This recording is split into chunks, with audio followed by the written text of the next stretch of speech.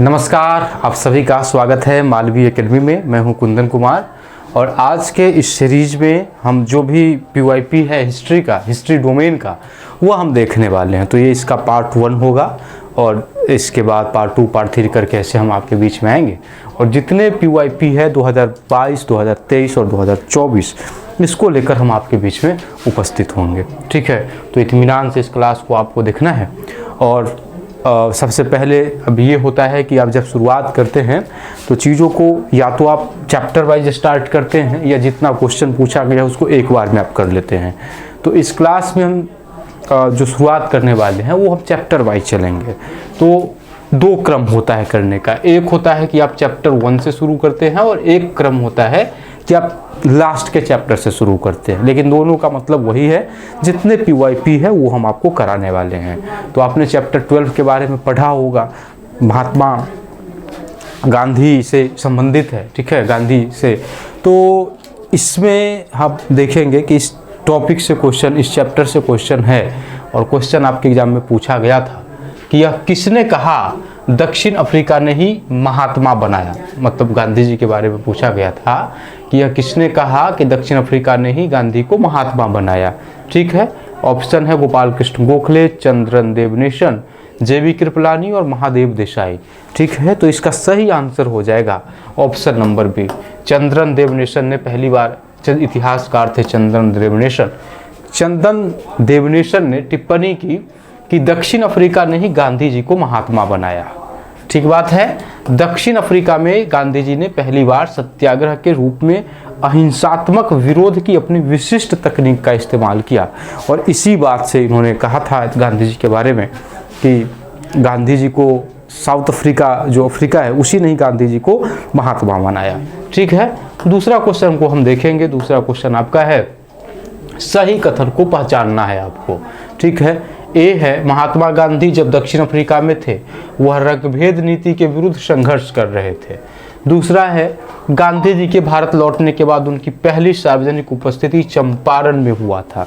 ठीक है, और सी है रॉलेट एक्ट, डी है चौरी चौरा और उसके बाद ई है सविनय अवज्ञा आंदोलन का 1925 में आरंभ। ठीक है, क्योंकि सविनय अवज्ञा आंदोलन जो शुरू हुआ था वो 1900, इसमें अब क्या पूछा जा रहा है, सही विकल्प जो है ना, इसको पहचानना है कि इसमें कौन कौन सा सही है।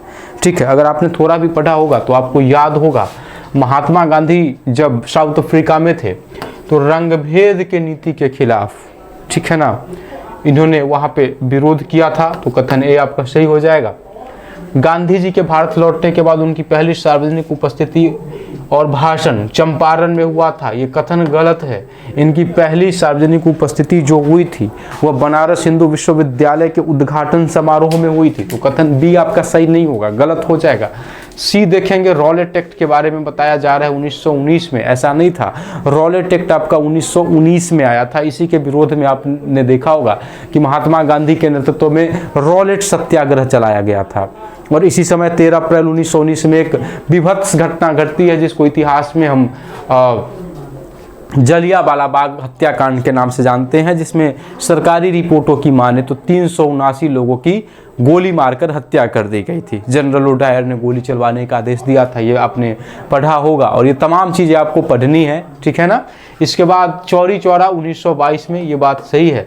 चौरी चौरा जो होता है, इस घटना के बाद ही महात्मा गांधी ने असहयोग आंदोलन को वापस लेने का निर्णय लिया था। तो आपका ए सही हो जाएगा और डी सही हो जाएगा। अब खोज लीजिए विकल्प में ए और डी कहाँ है। ऑप्शन नंबर ए में दिख रहा है, इसलिए क्वेश्चन संख्या 2 का सही आंसर जो होगा वो ऑप्शन संख्या ए हो जाएगा। ठीक बात है। अब हम मूव करेंगे तीसरे क्वेश्चन की तरफ, देखेंगे तीसरा क्वेश्चन क्या है। तो तीसरा क्वेश्चन यहाँ पर आपको दिखाई देगा, निम्नलिखित को कालानुक्रम में आपको सजाना है। ठीक है, ऐसा क्रोनोलॉजिकल ऑर्डर आपके एग्जाम में आते हैं, ऐसे क्वेश्चंस आपके एग्जाम में आते हैं। अगर आप इसकी बेहतरीन तैयारी करना चाहते हैं तो अभी हम लोगों का उज्ज्वल बैच आने वाला है, क्रैश कोर्स। तो जब आप उसमें इनरोल्ड होंगे तो इन सारी चीज़ों के बारे में विस्तार से बताया जाएगा। हर एक साल का PYP कराया जाएगा वहाँ पे, और चीज़ें आपको दी जाएंगी, तमाम चीज़ें उपलब्ध करवाई जाएंगी जो आपकी सफलता में सहायक होगा। तो आप वहाँ पे उज्ज्वल बैच भी ज्वाइन कर सकते हैं। खैर, तीसरे क्वेश्चन पर हम आते हैं। चंपारण आंदोलन, सविनय अवज्ञा आंदोलन, चौरी चौरा की घटना, असहयोग आंदोलन, भारत छोड़ो आंदोलन। इसको सजाना है। चंपारण आंदोलन के बारे में आपको पता होगा, यह 1917 में हुआ था, 1917 में यह हुआ था। सविनय अवज्ञा आंदोलन हुआ था 1930 ईस्वी में, ठीक है। चौरी चौरा की घटना जो हुई थी वह 1922 में हुई थी, और सहयोग आंदोलन की शुरुआत 1920 में हुई थी, और भारत छोड़ो आंदोलन 1942 में हुआ था। अब आपको सजाना है इसको। कैसे सजाएंगे? सबसे पहले आप निकाल लीजिए चंपारण सत्याग्रह। तो सबसे पहले हमारा ए हो जाएगा, ए के बाद हमारा हो जाएगा डी, क्योंकि चंपारण के बाद इस लिस्ट में आ रहा है असहयोग आंदोलन जो 1920 में हुआ था, ठीक है। ए के बाद आया डी, डी के बाद आया सी, ADC है ना। तो ये 2 में आ रहा है, बी में आ रहा है, ADC, सॉरी, ए आ गया, डी आ गया, सी आ गया। इसके बाद आप देखेंगे आपका बी आएगा, ADC के बाद क्या आ जाएगा? बी आ जाएगा, ADCB, ठीक है, ADCB, और सबसे लास्ट में आएगा ई। अब से चूंकि ई ही बचा, तो इसलिए क्वेश्चन का सही आंसर जो हो जाएगा वो ऑप्शन संख्या बी हो जाएगा। क्या हो जाएगा बाबू? ऑप्शन संख्या बी हो जाएगा। ये सबका दिया हुआ है, चंपारण, असहयोग, चौरी चौरा, सविनय, भारत छोड़ो, सब के बारे में दिया हुआ है कि कौन सी घटना कब हुई थी, और ऐसे क्वेश्चंस आपके एग्जाम में बराबर पूछे गए हैं, ठीक है। निम्नलिखित को कालानुक्रम में व्यवस्थित करना है। इस टॉपिक से, इस क्वेश्चन से बार बार क्वेश्चंस आए हैं, इसलिए इसको अच्छे से हम लोग पढ़ेंगे। भारत में किसान आंदोलन, किसी एक किसान आंदोलन के विषय में यहाँ पे नहीं लिखा हुआ है, भारत में किसान आंदोलन लिखा हुआ है, ठीक है। जलियांवाला बाग हत्याकांड के बारे में लिखा है, बारदौली में किसान आंदोलन की बात कर रहा है, लाहौर अधिवेशन में जो पूर्ण स्वराज का लक्ष्य स्वीकार किया गया था इसके बारे में लिखा हुआ है, और गांधी इरविन समझौता के बारे में लिखा हुआ है, ठीक है। तो इस क्वेश्चन को आप देखेंगे तो सबसे पहले आपका ध्यान जाएगा कि भारत में जो किसान आंदोलन की शुरुआत हुई थी वो 1917-18 के समय में हुई थी, ठीक है। जलियांवाला बाग हत्याकांड हुआ था 13 अप्रैल 1919 को, ठीक है। कब हुआ? 1919 को हुआ। बारदौली में किसान आंदोलन जो हुआ वो 1928 में हुआ। लाहौर में पूर्ण अधिवेशन जो हुआ था यह 1929 में हुआ था, और 5 मार्च 1931 को गांधी इरविन समझौता हुआ था, ठीक है। अब आराम से आप सजा लीजिए इसको। सबसे पहले हमको लेना है किसान आंदोलन, ठीक है। किसान आंदोलन के बाद आप बी लेंगे, जलियांवाला बाग हत्याकांड, ठीक है। इसके बाद आपका आएगा सी, ABCD, ये एकदम क्रम से सजा हुआ है, इसको कुछ सजाना है ही नहीं आपको, ठीक है। तो इस क्वेश्चंस का सही आंसर हो जाएगा option number A. Option number A में ही ABCD करके आ रहा है, ठीक है। फिर आगे का सफर को बढ़ाएंगे। आगे हमारा है हरिजन पत्रिका किसके द्वारा प्रकाशित की गई थी? बहुत पॉपुलर क्वेश्चन है, तो ये क्वेश्चन आपके एग्जाम में आया था, तो सीधा इसका आंसर होगा हरिजन पत्रिका जो निकाली गई थी वह महात्मा गांधी, प्रिय महात्मा गांधी के द्वारा यह निकाली गई थी, ठीक है। चलिए आगे बढ़ेंगे। नेक्स्ट क्वेश्चन हमारा है 1916 में गांधी ने डैश डैश डैश के उद्घाटन के मौके पर पहली बार सार्वजनिक उपस्थिति दर्ज की थी। ये महात्मा गांधी का भारत में पहला सार्वजनिक उपस्थिति था। तो ये कब दिया गया था? तो बनारस हिंदू विश्वविद्यालय के स्थापना दिवस पर इन्होंने पहला पब्लिक जो मीटिंग्स होता है उसको इन्होंने संबोधित किया था। तो इसका हो जाएगा सी। नेक्स्ट क्वेश्चन है 1943 में महाराष्ट्र के सतारा जिले में कुछ नवयुवक नेता सरकार के समानांतर सरकार चलाने के लिए किस रूप में जाने जाते थे? तो इन्होंने जिसकी स्थापना की थी ना उसको पैरेलल गवर्नमेंट के नाम से जानते हैं। पैरेलल गवर्नमेंट कह लीजिए, काउंटर गवर्नमेंट कह लीजिए। तो इसका सही आंसर हो जाएगा 7 का बी। क्वेश्चन संख्या 7 का क्या हो जाएगा? बी हो जाएगा। चूंकि यहाँ पे टॉप 200 MCQ कराने हैं आपको, ऐसा नहीं कि MCQ सिर्फ 200 ही है, बहुत सारे MCQ है, लेकिन जब आप हमारे कोर्स में जुड़ेंगे तो प्रत्येक MCQ के बारे में विस्तार से हम लोग बातचीत करेंगे। जो प्रीवियस ईयर का जो MCQ है इसकी बात हो रही है, तो यहाँ टॉप 200 ही हम आपको कराने वाले हैं, ठीक है। चलिए आगे बढ़ेंगे। नेक्स्ट हमारा है निम्न घटनाओं को सही क्रम में आपको रखना है। ये क्वेश्चन कितना बार पूछा गया है आप देखिए। जलियांवाला बाग हत्याकांड है, भारत छोड़ो आंदोलन है, पूना पैक्ट है, सविनय अवज्ञा आंदोलन है और असहयोग आंदोलन है, ठीक है। क्वेश्चन संख्या 8 है और क्वेश्चन संख्या 8 का सही आंसर हो जाएगा ऑप्शन संख्या ए। सबसे पहले जलियांवाला बाग हत्याकांड 1919 में हुआ, ठीक है। तो इसको भी आप लिख लीजिए, अगर लिख लेंगे तो बहुत अच्छा रहेंगे, ठीक है। 13 अप्रैल 1919 में हुआ आपका जलियांवाला बाग हत्याकांड। भारत छोड़ो आंदोलन हुआ 1942 में। पूना पैक्ट हुआ था 1932 में गांधी जी और इरविन के बीच में। सविनय अवज्ञा आंदोलन की शुरुआत 1930 में हुई और असहयोग आंदोलन जो हुआ यह 1920 में हुआ, ठीक है। तो सबसे पहले ऊपर वाला जलियांवाला बाग आ जाता है, तब असहयोग आंदोलन आता है, और इस प्रकार से आप देखेंगे तो क्वेश्चन संख्या 8 का जो सही आंसर हो जाएगा वह हो जाएगा ऑप्शन संख्या ए, ठीक है। आगे बढ़ेंगे नेक्स्ट क्वेश्चन की तरफ। दिसंबर 1929 के कांग्रेस के वार्षिक अधिवेशन में कौन से दो महत्वपूर्ण विकास हुए, ठीक है। तो कौन कौन से दो महत्वपूर्ण विकास होते हैं? नमक सत्याग्रह, जवाहरलाल नेहरू का अध्यक्ष के रूप में चुनाव, पूर्ण स्वराज की घोषणा, अछूतों की सेवा का प्रस्ताव, ठीक है ना। साल्ट सत्याग्रह हुआ, election of Jawaharlal Nehru as president के रूप में इनका होता है, और फिर डिक्लेरेशन ऑफ पूर्ण स्वराज यहाँ पे था, या फिर ये कहा गया था कि जो सर्व है, जो अटैचेबल्स लोग हैं इनकी सेवा की जाएगी, ठीक है। तो क्या हुआ था? तो इसका सही आंसर हो जाएगा जवाहरलाल नेहरू का अध्यक्ष के रूप में चुनाव हुआ था पहली बार, और इस समय आप देखेंगे पूर्ण स्वराज की घोषणा हुई थी। तो बी और सी सही आंसर हो जाएगा, ठीक है। और इसी समय आपने एक और चीज़ें देखी होंगी कि भारत में पहली बार इसके बाद 26 जनवरी 1930 को मतलब पहली बार स्वतंत्रता दिवस के रूप में मनाया गया था, ठीक। नेक्स्ट क्वेश्चन की तरफ आएंगे। सूची 1 दिया हुआ है, सूची 2 से मिलान करना है, और ठीक है क्या क्या सूची में दिया हुआ है? महात्मा गांधी दिया हुआ है, भारतीय स्वतंत्रता संग्राम है, जॉर्ज वाशिंगटन है, वियतनाम में उपनिवेशवाद विरोधी अभियान, हो चिन मिन है, इटली का निर्माण, गैरीबाल्डी, अमेरिका का स्वतंत्रता संग्राम। बहुत इत्मीनान से मिलान करेंगे हम लोग, है ना। महात्मा गांधी भारतीय स्वतंत्रता संग्राम से जुड़े हुए हैं, ठीक बात है।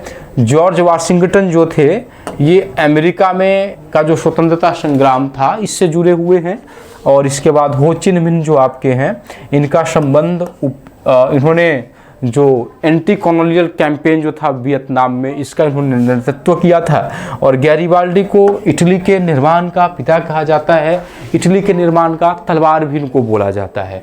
तो अब चूंकि हमने ए को किसके साथ मिलाया है? ए को 1 के साथ मिलाया है, ठीक है। इसके बाद जो हमारा बी है, बी को हमने किसके साथ मिलाया है? 4 के साथ मिलाया है। सी को किसके साथ मिलाया है? 2 के साथ मिलाया है। एंड डी को हमने किसके साथ मिलाया है? तो डी को हमने किसके साथ मिलाया है? 2 के साथ मिलाया है। 1 4 3 2 ऐसे करके होगा, 1 4 3 2, ठीक है ना। 1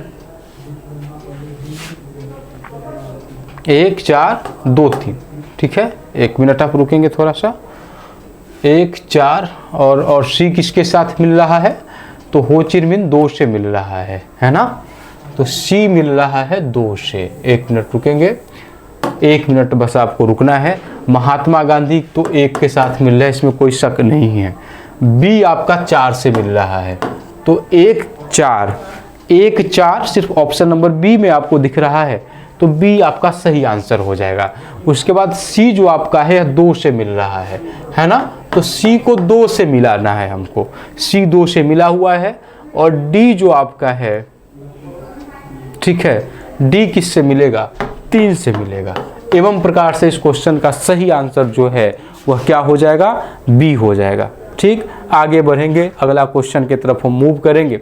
नेक्स्ट क्वेश्चन है, भारतीय कृषकों द्वारा महात्मा गांधी के कौन से गुण की प्रशंसा की गई थी? भारतीय किसान ने महात्मा गांधी के किस गुण की प्रशंसा की? वह उनकी तरह वेशभूषा धारण नहीं करते थे, वह उनकी भाषा में बात नहीं करते थे, वह उनकी तरह जीवन यापन करते थे, वह आमजन से अलग नहीं रहते थे, आमजन के साथ उनकी सहानुभूति थी। ठीक है, क्वेश्चन संख्या 11 का आंसर जो हो जाएगा ना बाबू, वो हो जाएगा सी। इसमें क्या क्या सही है? सी है, वह आम लोगों के तरह जीवन यापन करते थे, इनका जो लाइफ स्टाइल था बिल्कुल आम लोगों की तरह था। इसके बाद है, वह आम जन से अलग नहीं रहते थे, आम जन से खुद को जोड़ कर देखते थे, इसलिए तो इनके सारे आंदोलनों में आप देखेंगे आम जन की भूमिका महत्वपूर्ण रही और लोग हमेशा इनके साथ खड़े रहे। ठीक है, और ई है कि आम जन के साथ इनकी सहानुभूति थी, सिंपैथी थी इनकी। अगर किसी के घर में कुछ बुरा हो जाता था तो महात्मा गांधी बहुत मजबूती के साथ खड़ा होते थे, इसलिए बाबू इसका सही आंसर हो जाएगा ऑप्शन संख्या सी। नेक्स्ट क्वेश्चन की ओर मूव करेंगे। उस नेता का नाम बताएं जिन्होंने 1931 में द्वितीय गोलमेज सम्मेलन में कांग्रेस का प्रतिनिधित्व किया था। 3 गोलमेज सम्मेलन आयोजित किए गए थे, पहला हुआ था 1930 में, फिर हुआ 1931 में और तीसरा हुआ 1932 में। इन 2 कांग्रेस का जो गोलमेज सम्मेलन राउंड टेबल मीटिंग हुआ, इसमें भारतीय राष्ट्रीय कांग्रेस ने अपना रिप्रेजेंटेटिव के रूप में किसी को नहीं भेजा, लेकिन दूसरे गोलमेज सम्मेलन में इन्होंने महात्मा गांधी के रूप में अपना रिप्रेजेंटेटिव भेजा था। तो महात्मा गांधी कांग्रेस का रिप्रेजेंटेटिव बन के गए थे। ठीक है, तो इसका सही आंसर जो हो जाएगा वह क्या हो जाएगा? तो इसका सही आंसर जो बाबू हो जाएगा वह हो जाएगा बी, महात्मा गांधी रिप्रेजेंटेटिव के रूप में यहाँ पे गए थे। ठीक बात है, क्वेश्चन संख्या 12 खत्म। 13 पर हम आएंगे। दांडी मार्च को किसने व्यापक रूप से प्रसारित किया? ब्रिटिश प्रेस ने प्रसारित किया, लंदन प्रेस ने प्रसारित किया, यूरोपियन और अमेरिकन प्रेस ने प्रसारित किया, कमला देवी चट्टोपाध्याय ने प्रसारित किया। तो दांडी मार्च आपको पता है 1930 में हुआ था, ठीक है ना, और इसको व्यापक रूप से कवरेज दिया गया था यूरोपियन और अमेरिकन प्रेस के द्वारा। इसलिए क्वेश्चन संख्या 13 जो है इसका सही आंसर हो जाएगा सी। 14 नंबर क्वेश्चन पर हम मूव करेंगे। 14 नंबर क्वेश्चन है, गांधी जी के बारे में निम्नलिखित कथनों पर विचार करें और सही कथन चुनें। सही कथन का चुनाव आपको करना है। गांधी जी ने दूसरे गोलमेज सम्मेलन में भारतीय राष्ट्रीय कांग्रेस का प्रतिनिधित्व किया। ठीक है, गांधी जी रिप्रेजेंटेटिव के रूप में गए थे इंडियन नेशनल कांग्रेस का सेकेंड राउंड टेबल कॉन्फ्रेंस में। इसके बाद है भारत छोड़ो आंदोलन, ब्रिटिश शासन के खिलाफ गांधी जी का तीसरा प्रमुख आंदोलन था। Quit India movement was Gandhi's third major movement against British rule. Bharat छोड़ो आंदोलन को कई विद्वानों ने गांधी जी का सर्वोत्तम समय बताया है और गांधी जी ने अपने पत्रों का संग्रह ए बंच ऑफ ओल्ड लेटर्स के नाम से प्रकाशित किया। टाइम्स पत्रिका ने गांधी जी की शहादत की तुलना अब्राहम लिंकन की शहादत से की। अब आपसे पूछा जा रहा है कि नीचे दिए गए विकल्प में से कौन सा विकल्प सही होगा।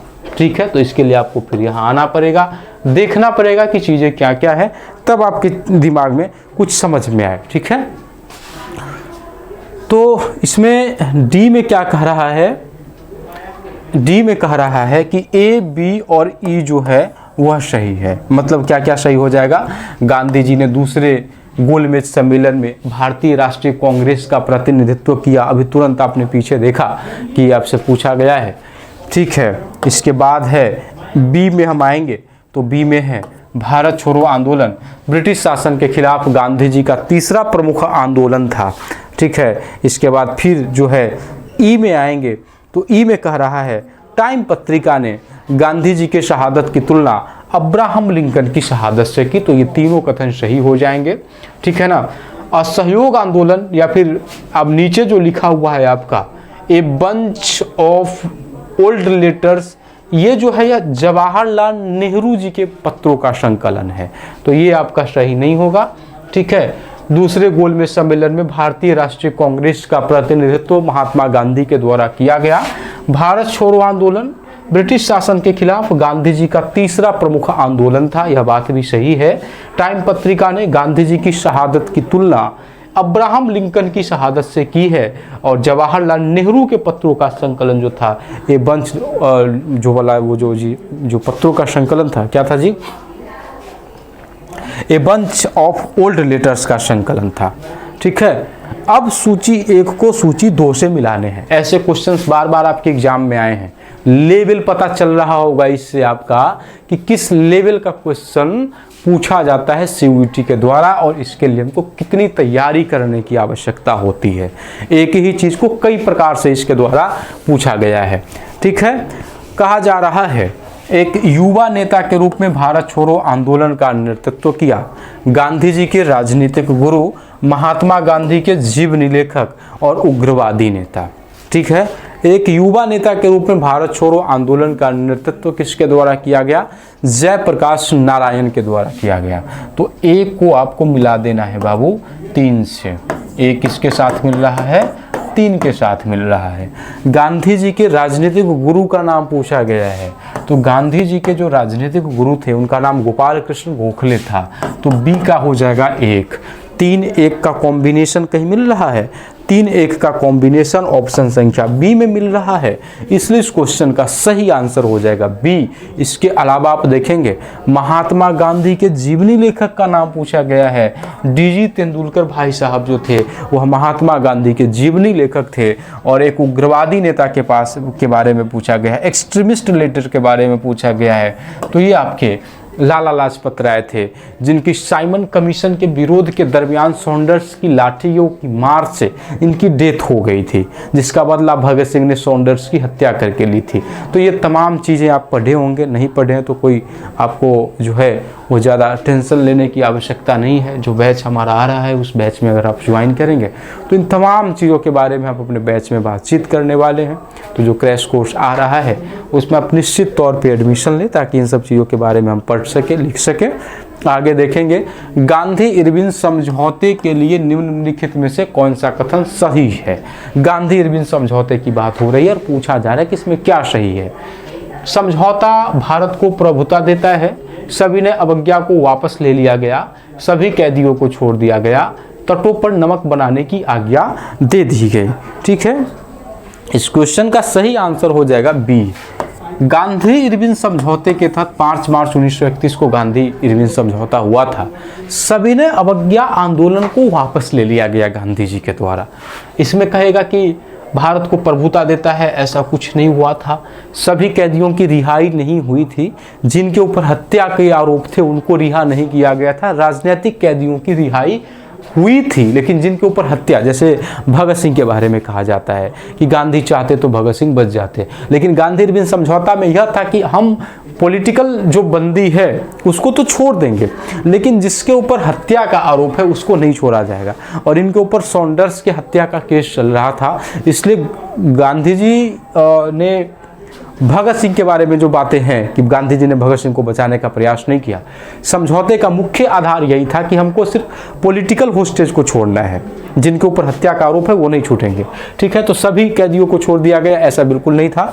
तटों पर नमक बनाने की आज्ञा दे दी गई थी, ऐसा भी नहीं था। सिर्फ आंदोलन को वापस ले लिया गया था, ये सही हो जाएगा। ठीक है, गांधी इरविन समझौता का डेट भी याद रखना है, कभी कभी डायरेक्ट आपसे डेट पूछ दिया जाएगा। 1929 में भारतीय राष्ट्रीय कांग्रेस का वार्षिक सत्र निम्न कारणों में से किसके लिए महत्वपूर्ण था? ठीक है, पूर्ण स्वराज के निश्चय की घोषणा हुई, स्वराज पार्टी का गठन होता है, सुभाष चंद्र बोस के अध्यक्ष पद पर निर्वाचन होता है और महात्मा गांधी के करो या मरो का प्रस्ताव पारित होता है। तो महात्मा गांधी ने डू एंड डाई का जो नारा दिया था यह 1942 के भारत छोड़ो आंदोलन में दिया था।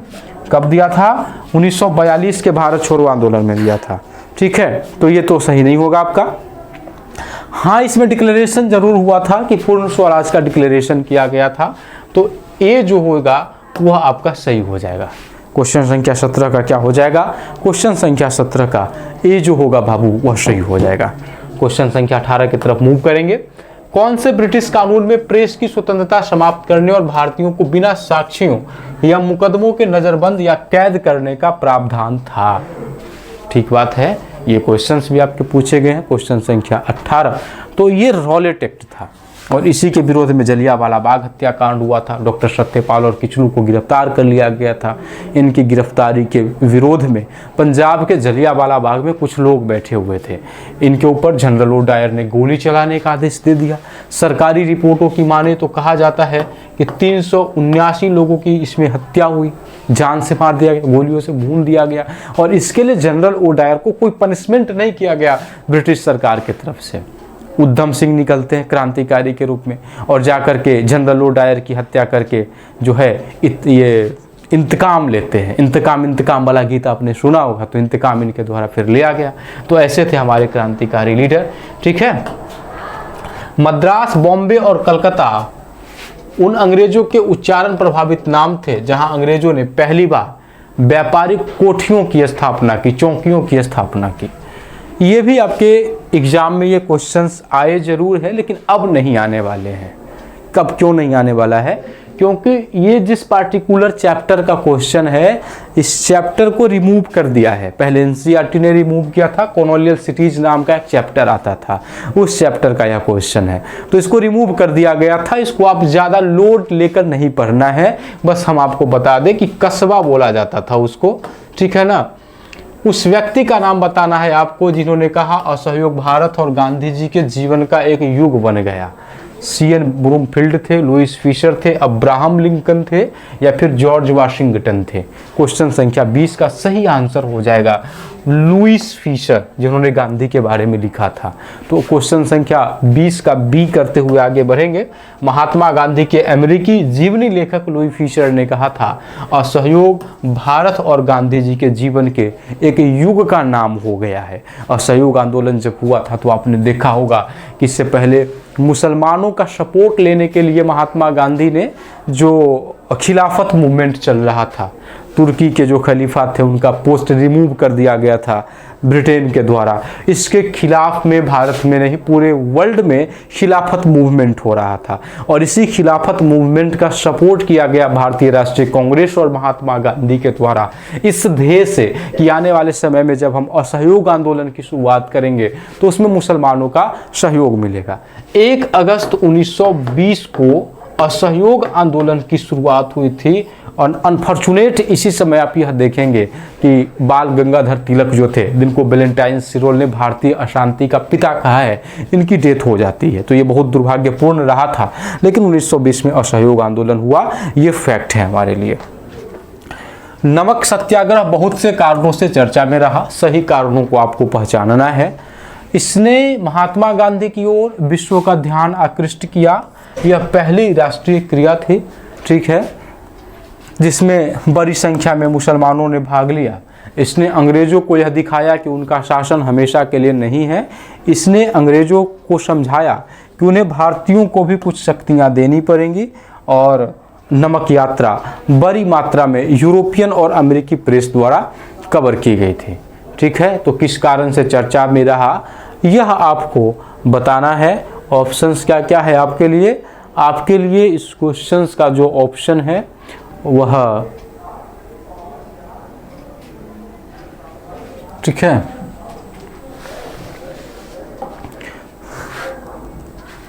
इसका जो सही आंसर हो जाएगा ना बाबू, वो सी हो जाएगा। ठीक है, तो इसमें क्या क्या सही हो जाएगा?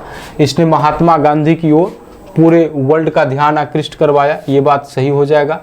यह पहली राष्ट्रीय क्रिया थी जिसमें मुसलमानों ने बड़ी संख्या में भाग लिया, तो ये नहीं होगा। मुसलमानों ने असहयोग आंदोलन में ज़्यादा बढ़ चढ़ करके हिस्सा लिया था। इसने अंग्रेजों को यह दिखाया कि उनका शासन हमेशा के लिए नहीं है, अंग्रेज इससे डरे भी थे।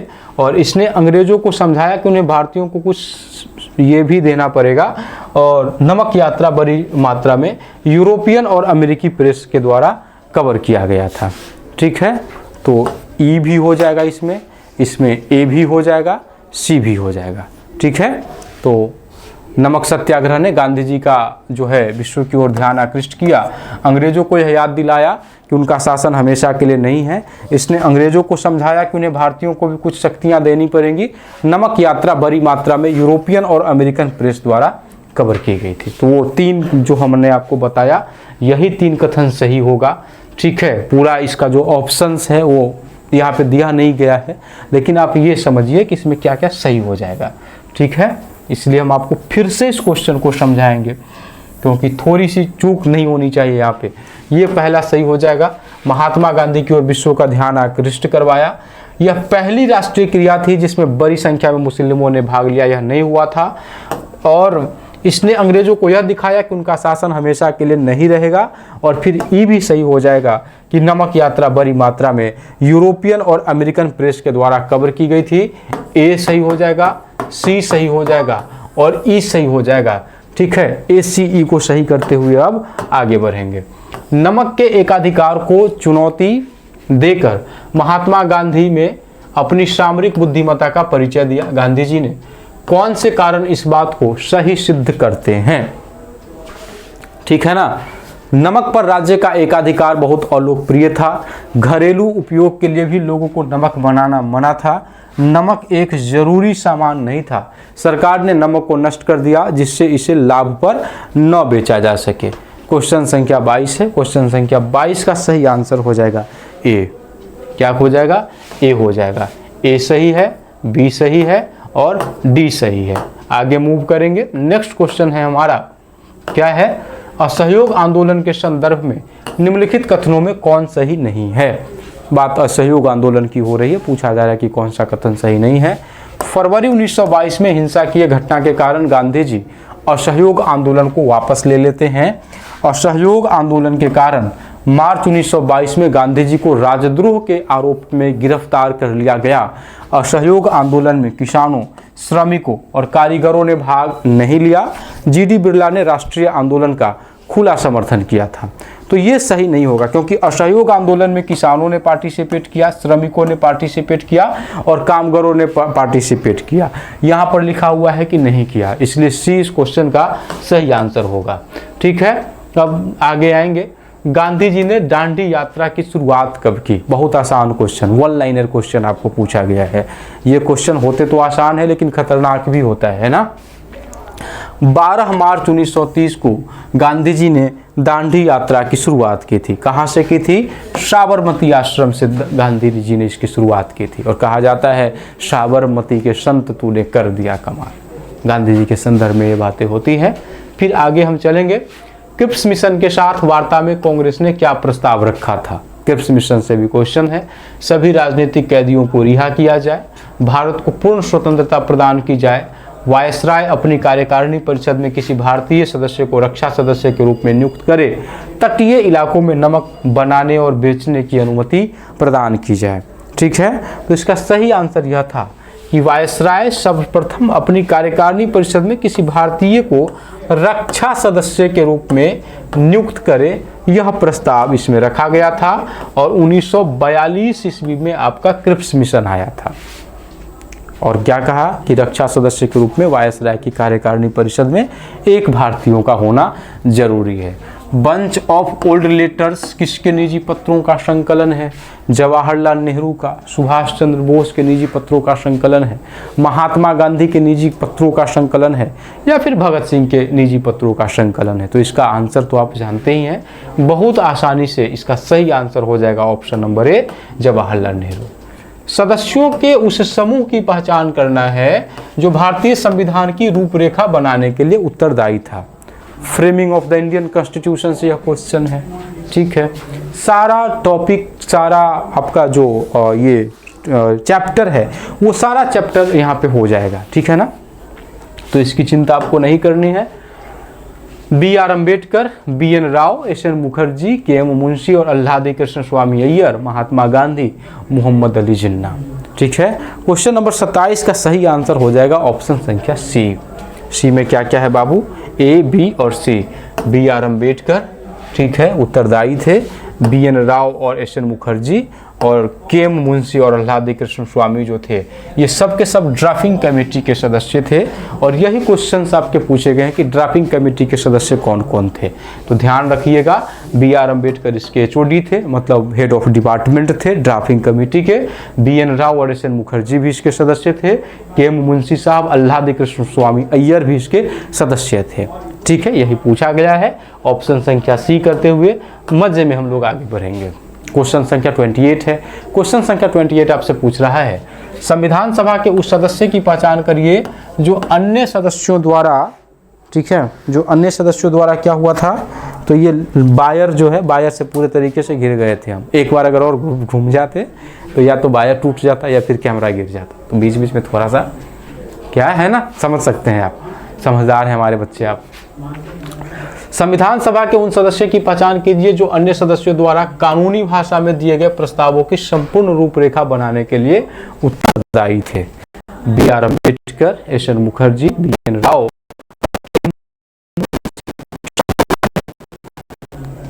ठीक है, चलिए, अब जो संवैधानिक सलाहकार थे वो बी एन राव थे, तो इसलिए 28 का क्या हो जाएगा, सी हो जाएगा। ठीक है, एक मिनट, ये इसका सही आंसर एस एन मुखर्जी होगा। ठीक है, 28 का क्या हो जाएगा, बी हो जाएगा। बी में क्या दिया हुआ है, S N Mukherjee. S N Mukherjee प्रशासनिक अधिकारी थे। इनकी भूमिका मुख्य योजनाकार की थी। मुखर्जी जटिल प्रस्तावों को स्पष्ट वैदिक भाषा में व्यक्त करने की क्षमता रखते थे। तो कहाँ तक हमने किया, क्वेश्चन संख्या 28 तक किया। कितना क्वेश्चन हमको करना है, टोटल 200 क्वेश्चन करने हैं। क्वेश्चन की संख्या बहुत ज़्यादा है ना। आगे बढ़ेंगे। दमित जातियां अल्पसंख्यक नहीं थी। आबादी में उनका हिस्सा 20 और 25% है। उनकी पीड़ा का कारण यह है कि उन्हें बाकायदा समाज एवं राजनीति के हाशिए पर रखा गया। उनकी संख्यात्मक महत्वहीनता नहीं है। संविधान सभा में यह कथन किसने कहा या ऐसा किसने कहा था। ठीक है, तो ये कहा गया था जे नागप्पा के द्वारा। जे नागप्पा ने कहा कि संख्या की दृष्टि से देखें तो हरिजन अल्पसंख्यक नहीं है। आबादी में इनका रिप्रेजेंटेशन 20 से 25% है। उनकी पीड़ा का कारण यह है कि उनको बाकायदा समाज और राजनीति के हाशिए पर रखा गया है। नेक्स्ट क्वेश्चन है, भारत के संविधान का निर्माण हुआ। ये बहुत आसान क्वेश्चन है। ठीक है, दिसंबर 1946 से नवंबर 1949 तक, नवंबर 1946 से जनवरी 1950 तक, जनवरी 1946 से जनवरी 1950 तक, या फिर नवंबर 1947 से जनवरी 1950 तक। तो इसका सीधा आंसर ऑप्शन संख्या ए हो जाएगा। ए इज राइट आंसर। 9 दिसंबर 1946 को संविधान सभा की पहली बैठक हुई और 26 नवंबर 1949 को भारत का संविधान बनकर तैयार हो गया। 2 वर्ष 11 महीने 18 दिन लगा भारत के संविधान को तैयार होने में। 26 जनवरी 1950 को पूरे तरीके से इसको लागू कर दिया गया। इसलिए हमारे देश में 26 जनवरी को रिपब्लिक डे के रूप में सेलिब्रेट किया जाता है। बहुत सिंपल सी बातें हैं, इसमें कुछ बात है ही नहीं। ठीक है, तो 30 का हो जाएगा ए। आगे है, निम्नलिखित में से संविधान सभा का अध्यक्ष कौन था। गोविंद वल्लभ पंत, राजेंद्र प्रसाद, भीमराव अंबेडकर, वल्लभ भाई पटेल। संविधान सभा के अस्थायी अध्यक्ष के बारे में अगर पूछा जाता तो सच्चिदानंद प्रसाद सिन्हा इसके सही आंसर हो जाते। लेकिन यहाँ पर आपसे पूछा गया है संविधान सभा के अध्यक्ष के बारे में। तो संविधान सभा के अध्यक्ष जो थे वह डॉक्टर राजेंद्र प्रसाद थे, जो स्वतंत्र भारत के प्रथम प्रेसिडेंट बनते हैं। तो इसका सही आंसर जो करना है आपको वह बी करना है। B is the right answer. आगे देखेंगे, नेक्स्ट क्वेश्चन की तरफ मूव करेंगे। उन 2 प्रशासनिक अधिकारियों की पहचान करनी है हम लोगों को जिन्होंने अन्य देशों में प्रचलित राजनीतिक व्यवस्थाओं का गहन अध्ययन किया और चर्चा पत्रों की श्रृंखला तैयार की। ठीक बात है। बी एन राव और B R Ambedkar, S N Mukherjee, R B Dhulekar, Rajendra Prasad, K M Munshi, B N Rao और एस एन मुखर्जी। तो क्वेश्चन संख्या 32 का सही आंसर जो हो जाएगा वह ए हो जाएगा। बी एन राव और बी आर अम्बेडकर ऐसे 2 प्रशासनिक अधिकारी थे जिन्होंने अन्य देशों में प्रचलित राजनीतिक व्यवस्थाओं का गहन अध्ययन किया और चर्चाओं का एक ये तैयार किया। ठीक है, ठीक है, चलिए, सॉरी, इसका सही आंसर जो होगा ना बाबू, जो होगा यह हो जाएगा S N Mukherjee, B R Dhulekar, B N Rao, B R Ambedkar. D हो जाएगा, माफ करना, डी होगा, ए नहीं होगा। क्यों होगा? क्योंकि आपके बी आर अम्बेडकर साहब कोई प्रशासनिक अधिकारी नहीं थे, पॉलिटिशियन थे। एस एन मुखर्जी और बी आर राव ये दोनों जो थे वो प्रशासनिक अधिकारी थे। तो डी करना है। 32 का क्या होगा? डी होगा। आगे बढ़ेंगे। निम्न में से बी आर अम्बेडकर के बारे में कौन सा कथन सही नहीं है? इनके बारे में जो कथन सही नहीं है वह आपको बताना है। क्या क्या है? वह एक वकील थे, गांधी जी की सलाह पर उन्होंने विधि मंत्री के रूप में सम्मिलित होने के लिए कहा गया। विभाजन की हिंसा के बाद अंबेडकर ने पृथक निर्वाचिका के पक्ष में तर्क दिया। वह संविधान सभा के प्रारूप समिति के अध्यक्ष थे। ठीक है, क्वेश्चन संख्या 33 का क्या होगा? सी होगा। ठीक है, विभाजन की हिंसा के बाद अंबेडकर ने पृथक निर्वाचिका के पक्ष में तर्क दिए थे, ये बात सही नहीं है। गांधी जी जो आपके अंबेडकर साहब है, इन्होंने कभी भी सेपरेट इलेक्टोरल सिस्टम के समर्थन में अपना मत नहीं दिया। ये सेपरेट इलेक्टोरल सिस्टम के हमेशा विरोध में खड़े रहे। इनका मानना था कि इसको नहीं पारित किया जाना चाहिए, और चूंकि सेपरेट इलेक्टोरल सिस्टम हुआ जमाना था जिसके चलते भारत को विभाजन का दंश झेलना पड़ा था। ठीक है, अगला क्वेश्चन हमारा क्या है? अगला क्वेश्चन है, निम्नलिखित घटनाओं को कालानुक्रम में आपको व्यवस्थित करना है। ब्रिटेन में श्रमिक सरकार सत्ता में आई, आंतरिक सरकार की अंतरिम बैठक, मुस्लिम लीग का प्रत्यक्ष कार्रवाई दिवस मनाने की घोषणा, भारत स्वतंत्रता का उत्सव मनाता है और संविधान पर हस्ताक्षर होते हैं। ठीक है, क्वेश्चन संख्या 34 का मिलाएंगे तो सी सही आंसर इसका आ रहा है। सबसे पहले जो होगा वह ब्रिटेन में श्रमिक सत्ता आती है 1946 में, फिर अंतरिम सरकार का, फिर मुस्लिम लीग की प्रत्यक्ष कार्रवाई दिवस होती है। ठीक है, तो सी जो होगा वह राइट आंसर हो जाएगा। यहाँ पे दिया हुआ है ब्रिटेन में लेबर पार्टी आई कब? 1945 26 जुलाई को। ठीक है, भारत में आम चुनाव कब होते हैं? जनवरी दिसंबर 1946 45-46 में। कैबिनेट मिशन अपनी संवैधानिक योजना की घोषणा करता है 16 मई 1946 को, एवं प्रकार से यह सब दिया हुआ है। और 16 अगस्त 1946 को ही मुस्लिम लीग द्वारा प्रत्यक्ष कार्रवाई दिवस भी मनाई गई थी। तो ये सब बातें यहाँ पे है। आगे बढ़ेंगे, अब इन घटनाओं को जो इनका सही कालानुक्रम है उसमें सजाना है। संविधान सभा में उद्देश्य प्रस्ताव, भारत छोड़ो आंदोलन, बी पोकर बहादुर ने पृथक निर्वाचिका को जारी रखने के लिए शक्तिशाली अपील की, बृहत कलकत्ता संहार हुआ, और भाषा पर बी धुलेकर का भाषण। ठीक है, तो 35 का भी सही आंसर जो होगा बाबू वह सी हो जाएगा। सी में क्या क्या है? BADCE क्या है? BADEC। ठीक है, 13 दिसंबर 1946 को पंडित जवाहरलाल नेहरू ने राज्यसभा में उद्देश्य प्रस्ताव किया। ऑब्जेक्टिव रिजोल्यूशन किसके द्वारा असेंबली में पास किया गया, किसके द्वारा रिप्रेजेंट किया गया? तो ये रिप्रेजेंट किया गया था जवाहरलाल नेहरू जी के द्वारा। कब किया गया था? 13 दिसंबर 1946 को किया गया था, यह फैक्ट है। इस प्रस्ताव को 22 जनवरी 1946 को सर्वसम्मति से क्या कर लिया गया? स्वीकार कर लिया गया, एक्सेप्ट कर लिया गया।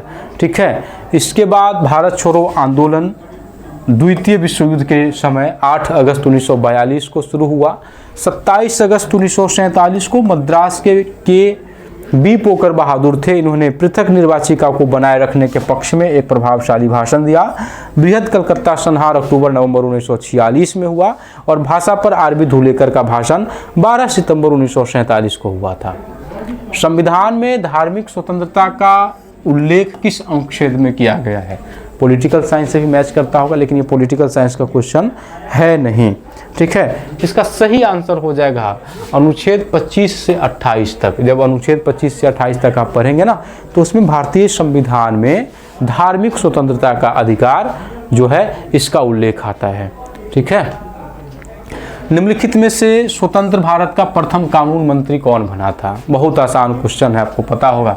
BR अम्बेडकर, जिन्होंने भारतीय संविधान को लिखने में अपनी महती भूमिका का निर्वहन किया, यह भारत के पहले कानून मंत्री बनाए गए थे। तो इसका सही आंसर जो हो गया वह बी हो जाएगा। BR Ambedkar is right answer. ठीक है, आगे बढ़े। नेक्स्ट क्वेश्चन हमारा है, संविधान की ड्राफ्टिंग कमेटी का अध्यक्ष कौन था? जवाहरलाल नेहरू, राजेंद्र प्रसाद, BR अम्बेडकर, वल्लभ भाई पटेल। ठीक है, तो क्वेश्चन संख्या 38 जो है आपका, इसके जो है यह भी BR अम्बेडकर हो जाएंगे। सी इज राइट आंसर। आगे बढ़ेंगे, निम्नलिखित में से किसने भारतीय संविधान के निर्माण के समय विभिन्न देशों के संविधान के अध्ययन के पश्चात आधारभूत पत्रों की श्रृंखला निर्मित की थी? SN मुखर्जी साहब ने, BR अम्बेडकर साहब ने, BA राव ने, या फिर के एम मुंशी साहब ने। क्वेश्चन संख्या 39, क्वेश्चन संख्या 39 का सही आंसर हो जाएगा B N Rao, B N Rao, यहाँ पे एन होगा, ठीक है, क्या हो जाएगा, सी हो जाएगा। 39 का क्या होगा, सी होगा। आगे बढ़े। बी एन राव ने भारतीय संविधान के निर्माण के समय विभिन्न देशों के संविधान के अध्ययन के पश्चात आधारभूत पत्रों की श्रृंखला निर्मित की, इसको ड्राफ्टिंग बोलते हैं। निम्नलिखित में से किसने संविधान सभा में आदिवासियों का प्रतिनिधित्व किया था? एन.जी. रंगा साहब ने, जयपाल सिंह ने, जे.बी. पंत ने या फिर बी एन राव ने? तो क्वेश्चन संख्या 40 का सही आंसर हो जाएगा जयपाल सिंह। कहाँ से आते थे? झारखंड से आते थे, हॉकी के बहुत अच्छे प्लेयर थे, ठीक है। तो इन्होंने ओलंपिक खेल में भारत का रिप्रेजेंटेशन भी किया था बतौर हॉकी प्लेयर के तौर पे, ठीक है। उद्देश्य प्रस्ताव अथवा भारतीय संविधान की प्रस्तावना में निम्न में से कौन से शब्द को सम्मिलित नहीं किया गया है? कौन सा वर्ड जो है यह इसमें सम्मिलित नहीं होता है? तो 41 का सी जो था यह सम्मिलित नहीं था, धर्मनिरपेक्ष। 42वें संविधान संशोधन 1976 के द्वारा इसको भारतीय संविधान का हिस्सा बनाया गया था। तो 41 का क्या हो जाएगा, सी हो जाएगा, ठीक है। निम्न में से कौन से नेता ने स्वतंत्र भारत में पृथक निर्वाचन जारी रखने का पुरजोर समर्थन किया? बेगम एजाज रसूल साहब, हंसा साहिबा क्योंकि महिला है तो साहिबा ही होंगी, हंसा मेहता, बी पोकर बहादुर, एन.जी. रंगा। क्वेश्चन संख्या 42, क्वेश्चन संख्या 42 का होगा सी। क्या होगा बाबू साहब, सी होगा। बी पोकर बहादुर ने इसके पक्ष में इन्होंने कहा 27 अगस्त 1947 को मद्रास के पी पोकर बहादुर ने पृथक निर्वाचिका बनाए रखने के पक्ष में एक प्रभावशाली भाषण दिया। बहादुर ने कहा कि अल्पसंख्यक सब जगह होते हैं, उन्हें हम चाहकर भी नहीं हटा सकते। इसमें से किसने भावपूर्ण ढंग से राज्य के अधिकारों का बचाव किया था? ठीक है, के संथानम साहब ने, जी दुर्गाबाई ने, गोपाल स्वामी अयंगर ने, आर.बी. धुलेकर ने। बताइए क्वेश्चन संख्या 23 का सही आंसर हो जाएगा के संथानम, ऑप्शन संख्या ए। के संथानम जो थे इसके पक्ष में थे।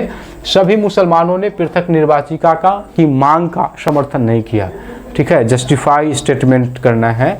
All Muslim did not support the demand for separate electorals, okay. तो कथन के औचित्य को सिद्ध करते उस व्यक्ति की पहचान करनी है जो इससे सहमत नहीं थे।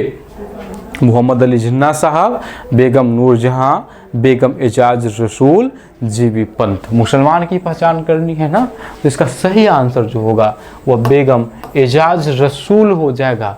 बेगम एजाज रसूल इस पक्ष में बिल्कुल नहीं थी। उनका कहना था कि अगर सारे मुसलमान अगर इसका सपोर्ट करेंगे तो फिर आप हमको अपने साथ नहीं रखेंगे, इसका यही मतलब होगा।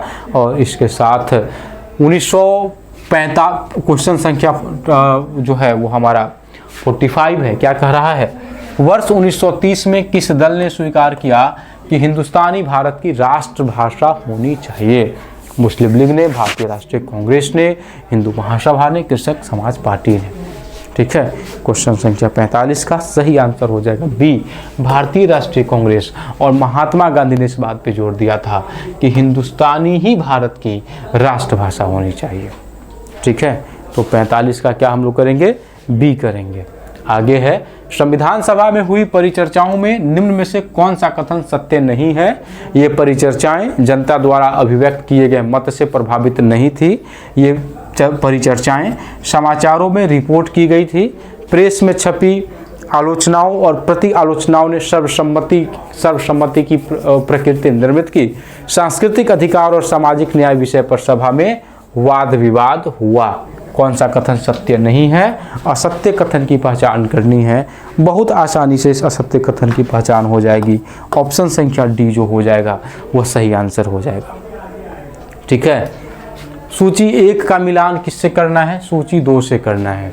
ठीक है, क्वेश्चन संख्या 47 है और 47 का जो सही आंसर होगा वह बी हो जाएगा। ठीक है, मिलान कर लेते हैं। बी में क्या है? 1 को मिलाना है 2 से। ठीक है, के एम मुंशी प्रारूप समिति के सदस्य के रूप में काम कर रहे थे।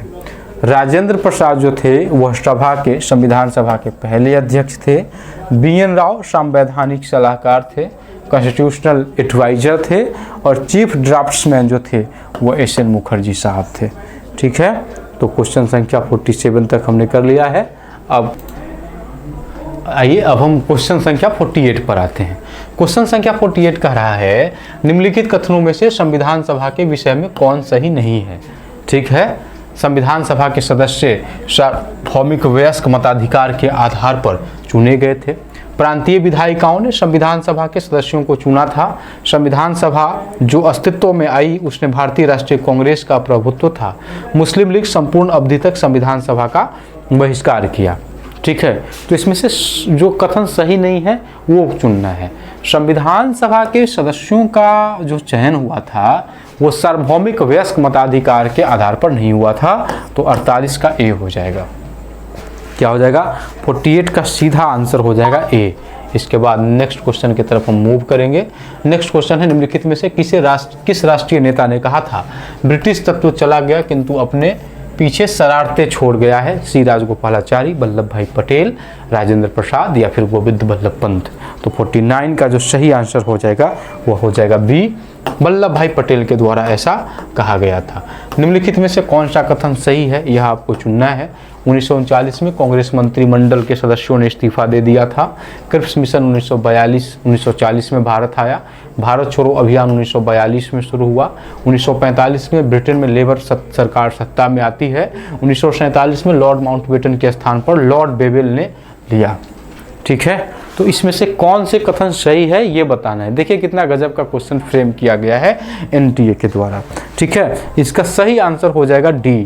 क्या क्या हो जाएगा? 1939 में कांग्रेस मंत्रिमंडल ने इस्तीफा दे दिया था, ये बात सही है।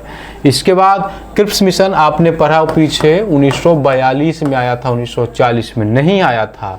ठीक है, भारत छोड़ो अभियान की शुरुआत 1942 में हुई, सही है। 1945 में ब्रिटेन में लेबर सरकार सत्ता में नहीं आई थी, 1946 में आई थी। और 1947 में लॉर्ड माउंटबेटन का स्थान लॉर्ड बेवेल ने लिया था। ठीक है ना, ये बात भी गलत है क्योंकि माउंटबेटन ने बेवेल का स्थान लिया था और 1945 में ब्रिटेन में लेबर पार्टी सरकार में आई थी। ये कथन सही है। तो A, C और D जो होगा वह हमारा सही आंसर हो जाएगा। आगे आएंगे, वल्लभ भाई पटेल के बारे में निम्नलिखित कथनों में कौन सा तथ्य सही नहीं है। वह संविधान सभा में प्रमुख आवाज़ों में से एक थे। उन्होंने कई रिपोर्टों का मसौदा तैयार करने में महत्वपूर्ण भूमिका निभाई। वह पृथक निर्वाचक मंडल के खिलाफ थे। वह चाहते थे कि अल्पसंख्यकों को देश छोड़ देना चाहिए। क्वेश्चन संख्या 51 और क्वेश्चन संख्या 51 का हो जाएगा आंसर D। वह चाहते थे कि अल्पसंख्यकों को देश छोड़ देना चाहिए, ऐसा कभी भी सरदार पटेल साहब ने नहीं कहा था। ठीक है, अब आगे क्वेश्चन है हमारा 10 मई 1857 को सिपाही विद्रोह का आरंभ कहाँ से हुआ? कलकत्ता से, मद्रास से, दिल्ली से या फिर मेरठ से? आंसर हो जाएगा मेरठ। इसकी शुरुआत मेरठ से हुई थी। सूची 1 को सूची 2 से हमको इत्मीनान से मिलाना है। बेगम हजरत महल, कुंवर सिंह, नाना साहिब, शाहमल। ठीक है, बेगम हजरत महल का जो संबंध था, ठीक है ना, वह लखनऊ से था। A को 4 से मिलाना है हमको। देखिए तो A4 कहाँ से मिल रहा है? तो A4 B और C दोनों में मिल रहा है, आगे विचार करेंगे। कुंवर सिंह का संबंध आरा से था, तो B का हो जाएगा 3। A का 4, B का 3 आ रहा है C में। C is the right answer. Okay, next आगे बढ़ेंगे। नेक्स्ट हमारा क्वेश्चन है सूची 1 को सूची 2 से फिर मिलाना है। रानी लक्ष्मीबाई, नाना साहब, कुंवर सिंह और बिरजीश कद्र। ठीक है, तो बिरजीश कद्र जो है वो बेगम हजरत महल के पुत्र थे, अवध के नेतृत्व के राजा थे, लेकिन हम A से मिलाते हैं। रानी लक्ष्मीबाई को 3 से मिला देना है। A का मिलान 3 से कहाँ पे हो रहा है? A का मिलान 3 से D में हो रहा है। D को आंसर करते हुए हम सफ़र को आगे बढ़ाएंगे। ठीक है, बाकी सब उसी हिसाब से मिला हुआ है। नाना साहब जो थे इन्होंने कानपुर के नेतृत्व को जो लीडरशिप प्रदान किया। कुंवर सिंह जो थे इन्होंने आरा में जो आंदोलन हुआ उसको लीडरशिप प्रदान किया। और बिरजिश कद्र ने अवध में जो नेतृत्व हुआ उसको अपना नेतृत्व प्रदान किया। ठीक बात, आगे बढ़ेंगे। क्वेश्चन नेक्स्ट है हमारा निम्नलिखित में से किसने 1857 के विद्रोह में भागीदारी की थी? डंका शाह, शाहमल, कुंवर सिंह, देवी चौधरानी, सिराजुद्दौला। डंका शाह मौलवी अहमदुल्लाह शाह थे, इन्हीं को डंका शाह के नाम से जाना जाता है। इन्होंने रिप्रेजेंट किया था, इन्होंने 1857 का जो रिवाइवल हुआ था उसमें पार्टिसिपेट किया। शाहमल बरौत से, इनको भी आप जानते ही होंगे, और कुंवर सिंह ने भी किया था। ए, बी और सी ने किया था। ऑप्शन संख्या डी में है आपका, इसलिए ऑप्शन संख्या डी जो होगा इस क्वेश्चन का सही आंसर हो जाएगा। क्या होगा? डी होगा। आगे बढ़ेंगे, नेक्स्ट क्वेश्चन हमारा है, चिन्हाट के युद्ध में किसकी हार हुई? हेनरी लॉरेंस की, लॉर्ड डलहौजी की, जेम्स स्किनर की, लॉर्ड मेयो की। हेनरी लॉरेंस की हार हुई थी और 30 जून 1857 को लखनऊ के इस्माइलगंज के में चिन्हट की प्रसिद्ध लड़ाई हुई थी। आगे बात बढ़ाइए, आगे हमको आना है 1857 के विद्रोह के कारणों के संदर्भ में निम्नलिखित में से कौन सा कथन सही है? बेलेजली की सहायक संधि, अंग्रेजों द्वारा भारतीय रीति रिवाजों में हस्तक्षेप, सैनिकों के साथ भेदभावपूर्ण व्यवहार, चर्बी वाले कारतूसों का प्रयोग। ठीक है, कौन कौन से सही आपको लग रहे हैं? क्वेश्चन संख्या 57 का डी हो जाएगा। सारे कथन सही है, जितने कथन आपको दिख रहे हैं ना बाबू, सारे के सारे इसमें कथन सही है। बेलेजली की सहायक संधि भी इसमें शामिल थी। अंग्रेजों द्वारा भारतीय रीति रिवाजों में हस्तक्षेप किया जाता था, यह भी कारण बना। सैनिकों के साथ भेदभावपूर्ण व्यवहार था, यह भी कारण बना। और चर्बी वाले कारतूसों का प्रयोग भी इसका कारण बनता है, जिसमें कहा जाता है कि जो एनफील्ड राइफल में जो चर्बी प्रयोग में आ रहा है उसमें गाय और सूअर की चर्बी मिली हुई थी। आगे बढ़ेंगे, 1851 में एक गवर्नर जनरल ने कहा, यह गिलास फल एक दिन हमारे मुंह में गिरेगा। इस कथन के उचित अर्थ को चुनना है। अवध पर फ्रांस का आधिपत्य था, अवध धनी प्रांत था, अंग्रेज उसे सम्मिलित करना चाहते थे। अवध को गिलास फल की तरह अंग्रेज उसे कुचल देंगे। गिलास फल के वृक्ष अवध को आर्थिक संपन्नता दे रहे थे, अंग्रेज उसको एक दिन अपने अधिकार में ले लेंगे। बी सही होगा। अवध जो था वह धनी प्रांत था और अंग्रेज उसको अपने राज्य में मिलाना चाह रहे थे।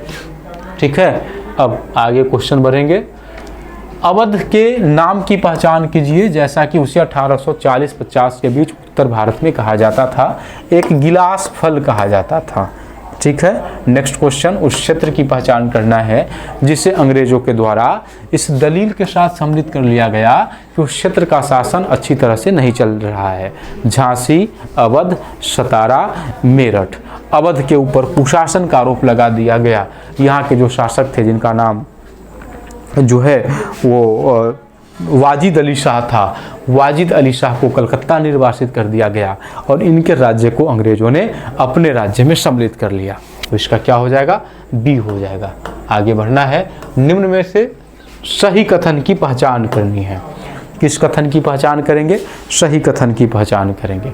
वाजिद अली शाह को कलकत्ता निर्वासित किया गया, तालुकदारों को अवध क्षेत्र बेदखल कर दिया गया, यह गिलास फल एक दिन हमारे ही मुंह में गिरेगा, ऐसा लॉर्ड डलहौजी ने किया। अवध में राजस्व की मांग 20 से 30% थी।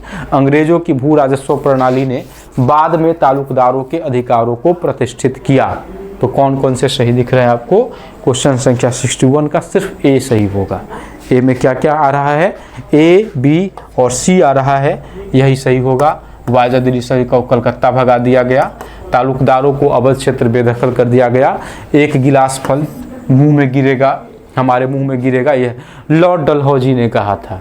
ठीक है, देह से जान जा चुकी थी और काया बेजान थी, यह कथन प्रयुक्त होता है किसके संदर्भ में?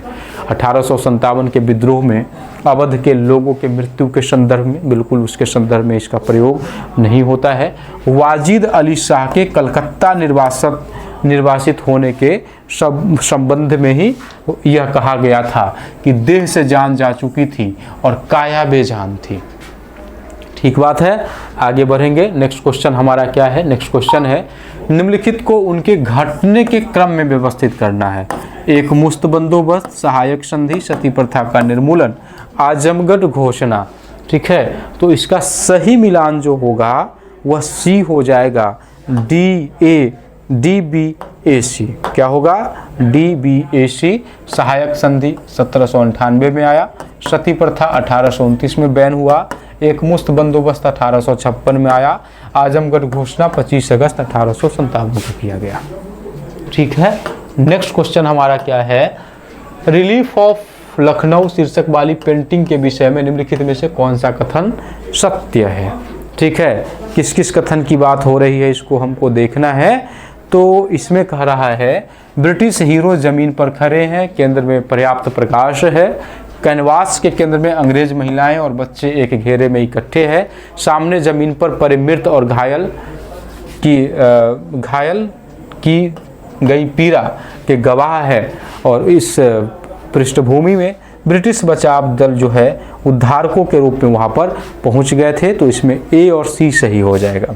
क्वेश्चन संख्या बी, ब्रिटिश हीरो जमीन पर खड़े हैं, केंद्र में पर्याप्त प्रकाश है, सामने जमीन पर पड़े मृत और घायल, पीड़ा जो है वह कष्ट के गवाह है यहाँ पर।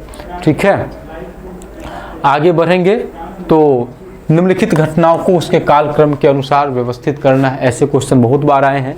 विलेजली द्वारा शुरू की गई सहायक संधि, अवध का विलय, मेरठ में विद्रोह, शाहमल युद्ध में मारे गए, चिन्हाट के युद्ध में अंग्रेजों की पराजय हुई। तो इसको जब आप सजाना शुरू करेंगे तो 65 का सही आंसर आ जाएगा सी। सबसे पहले विलेजली द्वारा सहायक संधि की शुरुआत 1798 में होती है, फिर 1801 में अवध का विलय होता है, इसके बाद 1857 में मेरठ में विद्रोह की शुरुआत होती है, 1857 में ही चिन्हट के युद्ध में अंग्रेजों की पराजय होती है, और लास्ट में शाहमल मारे जाते हैं। ठीक है, तो ये ऐसे करके जो टाइम टेबल दिया हुआ है, इस टाइमलाइन से इस क्वेश्चन को पूछा गया था। फिर आगे हमारा है क्वेश्चन, किसने लिखा खूब लड़ी मर्दानी, वह तो झांसी वाली रानी थी। ठीक है, ऑप्शन में क्या क्या है आपके, सुभद्रा कुमारी चौहान, शोभा कुमारी चौहान, सुभद्रा कुमारी शेखावत, शोभा कुमारी राठौर। सही आंसर हो जाएगा सुभद्रा कुमारी चौहान, इन्हीं का यह लिखा हुआ था। 1857 से संबंधित पेंटिंग्स और चित्रों को उनकी उत्पत्ति के तिथि के अनुसार व्यवस्थित क्रम में हमको क्या करना है, सजाना है। तो इसका सही आंसर जो सज रहा है वह सी सज रहा है। सबसे पहले जस्टिस बनाया गया, फिर बना एग्जीक्यूशन ऑफ म्यूनिटीज से पोएज, फिर आपका बनता है द क्लीमेंसी ऑफ कैनिन, और बाद में लास्ट में बनता है इन मेमोरियल। यहाँ पे सबका कालखंड दिया हुआ है। ठीक है, द क्लीमेंसी ऑफ कैनिन कब बना, 24 अक्टूबर 1857 को इन्होंने पंच बनाया था। Execution of mutineers at Peshawar blowing from the guns illustrated London News से 3 अक्टूबर 1857 को यह प्रकाशित हुआ। जस्टिस पंच से ही लिया गया 12 सितंबर 1857 को, और इन मेमोरियल 1859 को लिया गया। ठीक है, अब फिर आपको सजाना है relief of Lucknow, execution of mutineers in Peshawar, in memoriam, the clemency of Canning. ठीक है, तो ये इस क्वेश्चन का सही आंसर जो है वह है ए। ठीक है, ए का 4 से मिलाना है। रिलीफ ऑफ लखनऊ जो थे इनके कौन थे, टॉमस जोन्स बार्कर थे। Execution of mutineers in Peshawar के जो थे वह कौन थे, यह इलस्ट्रेटेड लंदन न्यूज से प्रकाशित हुआ था। इन मेमोरियल जो है यह जोजेफ नोएल पेटन के द्वारा आया था, और द क्लीमेसी ऑफ कैनिंग जो है यह पंच में प्रकाशित हुआ था। तो ऐसे करते हुए इसको मिलाते हुए इसको भी एक बार देख लेना है। Relief of Lucknow Thomas Jones Barker, execution of mutineers in Peshawar illustrated London News, in memoriam Joseph Noel Paton, the clemency of Canning Punch से प्रकाशित हुआ। सूची 1 को सूची 2 से फिर मिलाना है आपको। जो विद्रोह हुआ और उसके जो दमनकर्ता थे उनका नाम दिया हुआ है। क्वेश्चन संख्या कहाँ, 69। ठीक है, तो इसमें सबसे पहले जो दिल्ली में आंदोलन हुआ था ना आपका, इसको निकलसन और हडसन ने ही दबा दिया था। विशेष इसमें मेहनत करने की आवश्यकता नहीं पड़ी थी। कानपुर में, और इसके बाद आप देखेंगे झांसी जो हुआ था इसको ह्यूरोज ने दबाया था। ठीक है, तो सी का 2 ए में मिल रहा है, सी का 2, तो जो हो आपका होगा ए हो जाएगा सही आंसर। 69 का क्या हो जाएगा, ए हो जाएगा। ठीक है, कानपुर ये हो गया। अब कानपुर में जाएंगे तो कानपुर के विद्रोह को दबाने वाले जो व्यक्ति थे वह कौन थे, तो कानपुर को कैंपबेल ने दबाया और इलाहाबाद में कर्नल नील ने दबाया था। एवं प्रकार से आगे बढ़ेंगे। आइन ए अकबरी के संदर्भ को ध्यान में रखते हुए निम्न कथनों में से उचित कथन को चुनना है। कहाँ से चुनना है? आईन अकबरी से चुनना है। आईन 5 पुस्तकों से मिलकर बनी है। आईन औपचारिक रूप से विस्तृत सूचनाओं का विवरण है। आईन में सही ढंग से सूचनाओं का संग्रह नहीं है। इतिहासकारों द्वारा बहुत संख्या में गलतियां पाई गई जो सामान्यतः छोटी छोटी है। अब नीचे दिए गए विकल्प में से चुनना है कि कौन सा विकल्प जो है हमारा वह सही होगा। तो 70 का बी हो जाएगा। ए सही है, बी सही है, डी सही है। ठीक है, आईन में सही ढंग से सूचनाओं का संग्रह आपको नहीं मिलेगा। अकबर का इतिहासकार था, इतिहास मतलब दरबारी इतिहासकार था अबुल फजल, उनके द्वारा इस पुस्तक की रचना हुई थी। अबुल फजल को आईन अकबरी लिखने का निर्देश जो है वह अकबर ने दिया था, इसलिए क्वेश्चन संख्या 71 का हो जाएगा बी। नेक्स्ट क्वेश्चन है अनिवासी खेतीहर जो दूसरे गांव में रहते थे और दूसरे गांव में जाकर के ठेके पर खेती करते थे, उनके लिए 17वीं शताब्दी में किस भाषा, किस वर्ड का यूज हुआ है? तो दूसरे के यहाँ जाकर खेती जो करते थे उनको पाही कास्त बोला जाता था। ऑप्शन संख्या डी जो होगा वह सही आंसर होगा। मुगल काल में निम्नलिखित में से कौन सी ऐसी फसलें थी जिसको जिन्स एक कामिल की श्रेणी में रखा गया था और जिनसे कामिल उनको बोला जाता था? चावल को, गन्ना को, चावल, कपास, गन्ना, गेहूं, दलहन। ठीक है, तो क्वेश्चन संख्या 73 जिनसे कामिल सर्वोत्तम फसलों को बोला जाता था और इसका सही आंसर जो आप देखेंगे वह हो जाएगा बी। क्या होगा बाबू? बी होगा। बी, सी और ई, कपास, इसके बाद आपका गन्ना और दलहन, इसको सर्वोत्तम फसल के रूप में माना जाता था। ठीक है, सूची 1 का मिलान सूची 2 से कर देना है। ठीक है, ये क्वेश्चंस भी आपके एग्जाम में पूछे गए हैं, बार बार पूछे जाते हैं, अगले बार भी पूछे जाने की संभावना है। डी इसका सही मिलान हो जाएगा।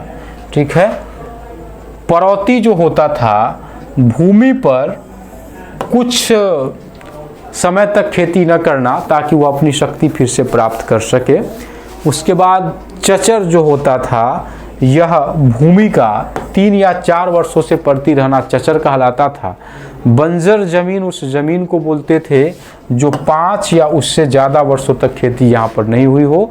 और पोलज वह जमीन था जहाँ वार्षिक रूप से हमेशा यहाँ पे खेती होती थी। ठीक है, अब आपको सूची 1 को सूची 2 से फिर मिलाना है। आईन अकबरी के संदर्भ में ये क्वेश्चन आया है। मंजिल आबादी, सिपहा आबादी, अकबर के शुभ वचन, मुल्क आबादी। ठीक है, इसका हो जाएगा बी। क्या मिलाना है? मंजिल आबादी जो है यह क्या है? मंजिल आबादी प्रथम पुस्तक है। सिपहा आबादी जो है यह द्वितीय पुस्तक है। अकबर के शुभ वचन जो है यह चतुर्थ पुस्तक में मिल जाएगा और मुल्क आबादी जो है यह तीसरे किताब में आपको मिलेगा। 5 भागों में टोटल बटा हुआ था, इसके बारे में विस्तृत रूप से यहाँ पे बताया गया है। निम्नलिखित घटनाओं को कालानुक्रम में आपको व्यवस्थित करना है। पानीपत का तीसरा युद्ध, नादिर शाह का भारत आक्रमण, औरंगजेब का शासनकाल, बंगाल की दीवानी का ईस्ट इंडिया कंपनी को हस्तांतरण। और इसको आपको क्या करना है? नीचे दिए गए विकल्प में से सही उत्तर का चयन करना है, मिलाना है कि इसमें कौन कौन से सही तरीके से मिलेगा। और 76 का सी मिल जाएगा। सबसे पहले औरंगजेब का शासनकाल था, इसके बाद जो है वह नादिर शाह का भारत पर आक्रमण होता है। औरंगजेब का शासनकाल 1658 से 1707 तक रहा, इतने लंबे समय तक इसने शासन किया। नादिर शाह ने 1739 ईस्वी में भारत पर आक्रमण किया। पानीपत का तीसरा युद्ध 1761 में होता है और बंगाल की दीवानी ईस्ट इंडिया कंपनी को मिलती है 1765 में। अब नेक्स्ट क्वेश्चन फिर इसी टाइप का है। सूची 1 को सूची 2 से मिलाना है। इतना मिलान करने वाला क्वेश्चन आया है ना कि आप एकदम, अगर अच्छी तैयारी नहीं होगी ना तो बहुत ज़्यादा आपको डिस्टर्बेंस का सामना करना पड़ सकता है। ठीक है, अमील गुजार जो थे यह राजस्व संग्राहक थे। मंडल जो हुआ करता था यह गांव का मुखिया हुआ करता था। पटवारी जो हुआ करता था यह लेखाकार हुआ करता था और दीवान के ऊपर वित्तीय प्रणाली के पर्यवेक्षक की जिम्मेदारी थी। तो ऐसे करके इसको मिलाते हुए फिर हम नेक्स्ट क्वेश्चन की तरफ मूव करेंगे। नेक्स्ट क्वेश्चन हमारा है निम्न कथनों में सही विकल्प को आपको चुनना है। कुछ विकल्प दिए हुए हैं, इस सही विकल्प को चुनना है। सगुण भक्ति का एक प्रकार है जो देवी और देवताओं पर आधारित है। अलवार शिव के भक्त थे। निर्गुण ईश्वर के अव्यक्त रूप पर आधारित भक्ति का एक प्रकार है। नैनार विष्णु के भक्त थे। अलवारों के लेखन का संकलन नलईरा दिव्य प्रबंधम में है। अब क्वेश्चन संख्या 78 का अगर सही चुनाव करेंगे तो सी आएगा। सी में ए, सी और ई आ जाएगा। सबसे पहले सगुण जो है भक्ति का एक प्रकार है जो देवी और देवताओं की भक्ति पर आधारित है। सी जो है निर्गुण ईश्वर के अव्यक्त रूप पर आधारित भक्ति का एक प्रकार है। और ई जो है अलवारों का जो लेखन परंपरा है, इसको नलीरा दिव्य प्रबंधम के नाम से हम जानते हैं। आगे हमारा क्या है, नेक्स्ट क्वेश्चन है, अंडाल किस परंपरा की प्रमुख स्त्री संत थी? क्वेश्चन संख्या 79 है। क्वेश्चन संख्या 79 का हो जाएगा ए, अलवार। ठीक है, अलवार जो थे यह भगवान के रूप में विष्णु की पूजा करते थे। और नैनार जो थे यह भगवान के रूप में किसकी पूजा करते थे? शिव की पूजा करते थे। नेक्स्ट क्वेश्चन की तरफ आएंगे। अपार, संबंदर और सुंदरार की कविताओं का संग्रह जो है यह तबरम नाम से जाना जाता था। किस नाम से जाना जाता था? तबरम नाम से जाना जाता था। नलीरा दिव्य प्रबंधम या 4000 पावन रचनाएं कितने अलवार संतों की रचना है? 12 अलवार संतों ने मिलकर नलीरा दिव्य प्रबंधम या 4000 पावन रचनाओं की रचना की थी। भक्ति परंपरा के विषय में सही कथन को पहचानना है। लिंगायत, जिनको शिव के नायक माना जाता है, वीर शैव परंपरा से संबंध रखते थे। लिंगायतों ने जाति और प्रदूषण को कभी चुनौती नहीं दी। लिंगायत श्राद्ध संस्कारों का पालन नहीं करते थे। लिंगायत शिव के उपासक थे, बाएं कंधे पर लिंग धारण करते थे। वीर शैव परंपरा की उत्पत्ति वचनों से हुई है। ठीक है, तो क्वेश्चन को फिर से, चूंकि आधा इधर है आधा उधर है, तो ऐसे में प्रॉब्लम्स खड़े हो जाते हैं चीज़ों को करने में, है ना। सी आंसर बता रहा है, यानी कि ए सी डी ई क्या क्या है? ए है, सी है, डी है, ई है। लिंगायत, जिनको शिव के नायक माना जाता है, वीर शैव परंपरा से जुड़े हुए थे। लिंगायतों ने जाति प्रदूषण को चुनौती दी, बिल्कुल चुनौती दी। ठीक है, लिंगायत श्राद्ध संस्कारों का पालन नहीं करते थे, ऐसा नहीं है, श्राद्ध संस्कारों का पालन करते थे श्रद्धापूर्वक, लेकिन जो संस्कार वगैरह इसका पालन यह नहीं करते थे। ठीक है, लिंगायत शिव के उपासक थे, बाएं कंध पर जो है वो लिंग धारण करते थे, यह कथन भी सही है। वीर शैव परंपरा की उत्पत्ति वचनों से हुई, यह बात भी आपका जो है यह सही है। आगे बढ़ेंगे, अब आगे है, निम्नलिखित में से कौन से भक्ति आंदोलन भारतीय उपमहाद्वीप में सर्वप्रथम था? वीर शैव, कबीर पंथ, अलवार, लिंगायत, नैनार। ठीक है, अब इसको चुनना है सही आंसर को, तो इसका हो जाएगा डी। डी में सी और ई, सबसे पहले अलवार और नैनार, यही सबसे पहले शुरू होता है, इसके बाद ही कोई और शुरू हुआ। ठीक है, मातृगृहिता वह परिपाटी है जहां स्त्रियां, मैट्रियार्किकल सिस्टम के बारे में पूछ रहा है कि यह कैसी परंपरा है, तो विवाह नहीं करती है, विवाह के बाद ससुराल चली जाती है, विवाह के बाद अपने मायके में अपनी संतान के साथ रहती है। इसी को क्या बोला जाता है? इसको बोला जाता है मातृगृहिता बोला जाता है, मैट्रियार्किकल बोला जाता है, मैट्रियार्किकल सोसाइटी।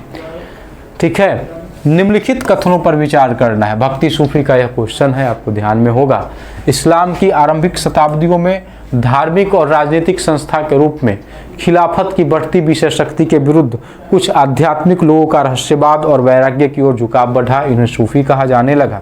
इन लोगों ने रूढ़िवादी परिभाषाओं और धर्माचार्यों द्वारा की गई कुरान और सुन्ना की बौद्धिक व्याख्या की आलोचना की। इन्होंने मुक्ति प्राप्ति के लिए ईश्वर की भक्ति और उनके आदेशों की आलोचना की। और डी जो है, इन्होंने पैगंबर मोहम्मद को इंसान एक कामिल बताते हुए उनका अनुसरण करने की सीख दी। ठीक है, क्वेश्चन संख्या है हमारा 85, और 85 का जो सही आंसर हो जाएगा वह हो जाएगा सी। क्या हो जाएगा? सी में क्या क्या है? ए बी डी ई, सिर्फ सी गलत है, बाकी सब के सब इसमें सही है। ठीक है, आगे है नेक्स्ट क्वेश्चन, अब सूची 1 को सूची 2 से फिर आपको मिलाना है, और इतना मिलान करने वाला क्वेश्चन आया है कि आपका हाल खराब हो जाएगा। ठीक है, क्वेश्चन संख्या 86 है और क्वेश्चन संख्या 86 का सही मिलान है सी। 1 का 4 से मिला दीजिए। ख्वाजा कुतुबुद्दीन बख्तियार काकी का मकबरा दिल्ली में है और शेख मोइनुद्दीन चिश्ती का मकबरा अजमेर में है। शेख सलीम चिश्ती का मकबरा जो है यह आपको कहाँ मिलने को मिल जाएगा, फतेहपुर सिकरी में। और शेख फरीदुद्दीन ए शकर का अजोधन पाकिस्तान में देखने को मिलेगा। ठीक है, ठीक है ना। चलिए, क्वेश्चन संख्या 83 तक हो गया है। अब हम आगे देखेंगे।